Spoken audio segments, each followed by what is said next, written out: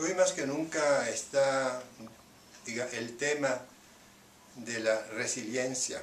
¿Qué será eso? Usted me preguntará. Es la forma en que la gente supera los traumas, las adversidades de la vida.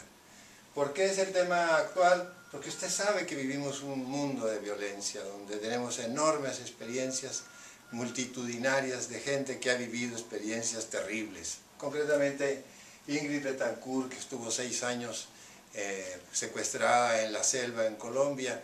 Tenemos experiencias con los terremotos, que en un solo día puede haber cientos de personas que han vivido una experiencia espantosa, terrible, de inseguridad, como sucedió en Japón, como ha sucedido en Chile, etc. Entonces todos estos seres humanos acuden de alguna manera a buscar ayuda.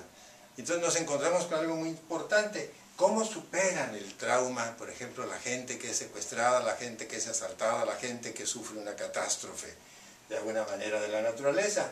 Entonces la resiliencia es esa capacidad que tiene el ser humano, ¿verdad?, para superar las adversidades. Es la flexibilidad que tiene socialmente un ser humano para sentirse mejor ante situaciones difíciles.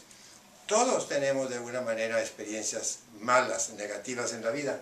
Entonces Chávez y Iturralde han hecho una definición de esto y dicen que es aquella capacidad que tiene el individuo para enfrentar la adversidad, pero además para mantenerse de pie ante aquello.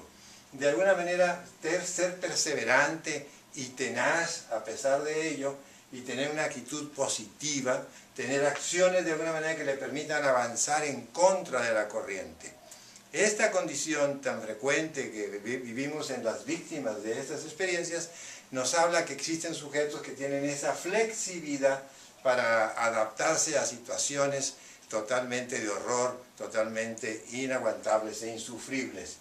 Entonces, ese equilibrio que se produce para poder enfrentar la angustia, no todos los seres humanos lo tenemos, ¿verdad? Porque es un desafío que uno tiene que superar. Uno ya se encuentra en una situación de caos terrible y uno tiene de alguna manera que hacer uso de sus principales herramientas para salir adelante. Por ejemplo, la gente que ha perdido sus miembros inferiores, como este caso, de alguna manera tiene que superar esa condición y sacarla adelante con una situación de responsabilidad, con una condición de creatividad, transformando aquello que era negativo en algo a veces positivo y de ayuda a otros seres humanos. Ahora, todos tenemos esa entereza.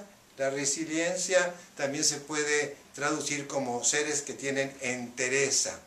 Entonces hemos visto que existen diferencias neurológicas en la personalidad y que hay sujetos que sí tienen esa condición de entereza y otros que son poco resilientes ante situaciones de estrés grave. ¿Por qué se debe eso? Porque existe dentro de nuestra cabeza una área que se llama la amígdala, en donde existe lo que se llama el call memory. Es como un recuerdo de llamado, ¿verdad?, cuando existe ansiedad. Y entonces estas personas que tienen poca resiliencia tienen en realidad una alta call memory.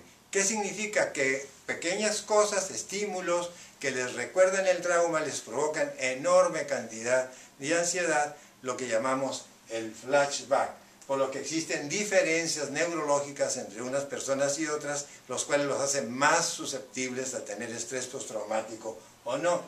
Entonces, cuando se presentan estos recuerdos vívidos que se llaman flashback, empiezan a aparecer también como pensamientos que se vienen contra la voluntad del sujeto, son pensamientos intrusivos, ¿verdad?, que se repiten de una manera y otra, y cada vez que aparece ese pensamiento se despeña la crisis de ansiedad, el sujeto vuelve a tener miedo, empieza a sudarle las manos, empieza a palpitarle el corazón y empieza por una manera u otra a prolongar una situación de miedo que a veces lo vuelve inhábil socialmente.